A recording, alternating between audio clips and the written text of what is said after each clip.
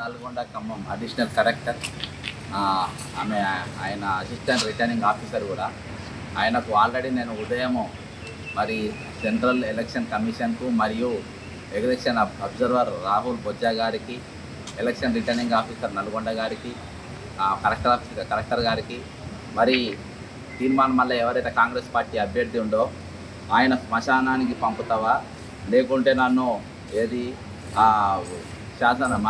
శాసన మండలికి పంపుతారా అని చెప్పేసి బాజాబ్తో ఒక మీటింగ్లో బ్లాక్మెయిల్ చేయడం జరిగింది. దీన్ని వీడియో ఫుటేజ్తో సహా నేను ఆల్రెడీ మెయిల్లో పంపడం జరిగింది. ఈయనను వెంటనే అనర్హులుగా ప్రకటించాలి.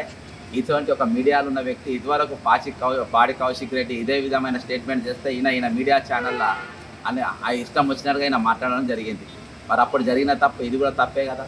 కాబట్టి దీన్ని నేరానిగా పరిగణించాలి. దీన్ని బ్లాక్మెయిల్ కింద కేసు నమోదు చేయాలి. అంతేకాకుండా ఈయన వెంటనే అనర్హులుగా ప్రకటించాలని చెప్పేసి నేను ఇప్పుడు అడిషనల్ కలెక్టర్ గారికి అడిషనల్ కలెక్టర్ గారు, ఏఆర్ఓ గారు, అసిస్టెంట్ రిటర్నింగ్ ఆఫీసర్ గారు మరి ఇప్పుడే ఇచ్చినావు అప్పుడే నానన్నాడు. అప్పుడే అని ఎందుకన్నా అంటే ఎందుకంటే మీరు రూలింగ్ గవర్నమెంట్ కింద పనిచేస్తుంది కదా. కాంగ్రెస్ పార్టీ అధికారంలో మేము తీసుకొచ్చినప్పటికీ ఇప్పుడు తోడేళ్ల చేతులు అది ఉంది కదా. కాబట్టి వాళ్ళు చెప్పినట్టు మీరు తలూపి మళ్ళీ ఇది రిజెక్ట్ చేయగల చిత్తబుట్టల పాలు చేయొద్దు. ఒకవేళ దీని ఇలా సాయంత్రం కింద అనర్హులుగా ప్రకటించకుంటే ఇదే ఖమ్మంలో నేను నిరాహార దీక్ష చేస్తా ఆయన అనర్హులుగా ప్రకటించే వరకు మేము మాట అంటే మాట పైన ఉంటాము. కాబట్టి ఎలక్షన్ అధికారులు మీరు మరి ఇంత బహాటంగా పబ్లిక్గా మైక్లా మీడియా ఛానళ్ళు చూస్తుంటే వేలాది మంది కాంగ్రెస్ కార్యకర్త ముందే 10 పార్టీలు తిరిగి వచ్చినోడు బాధాప్త అందరు బ్లాక్మెయిలర్ అని ఎందుకంటారు. బాధాప్త ఈరోజు ఓటర్ను బ్లాక్మెయిల్ చేస్తుండు.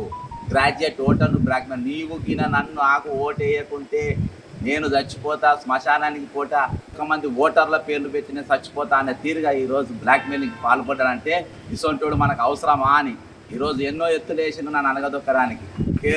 కేవలం ఆయన టికెట్ ఇవ్వడానికి నాకు 34 ఏళ్ళు కాంగ్రెస్ పార్టీ నన్ను సస్పెండ్ చేసారు. ఎవరు రేవంత్ రెడ్డి ఈయన కోసం ఈయనకి ఇవ్వనికి ఇంకా బ్లాక్మెయిలర్లు కావాలి ఆయనకు. కాబట్టి ప్రభుత్వం నేను వెంటనే చెప్తున్నా, మీరు ఈయన అనర్హులుగా ప్రకటించక మాత్రం రేపు పొద్దుగాల ఇదే కలెక్టర్ ఆఫీస్ ముందు, ఇదే ఖమ్మం కలెక్టర్ ఆఫీస్ ముందు నిరాహార దీక్ష అనర్హులు ప్రకటించేదాకా అవసరమైన ఎన్నికలు కూడా ఆపుకోండి మీరు. కానీ దీని మీద ఖచ్చితంగా మేము పోరాటం కొనసాగుతాయని మేము తెలియజేస్తూ ప్రభుత్వాన్ని హెచ్చరిస్తూ సెలవు తీసుకుంటున్నాను. జై తెలంగాణ, అమరవీరులకు జోహార్.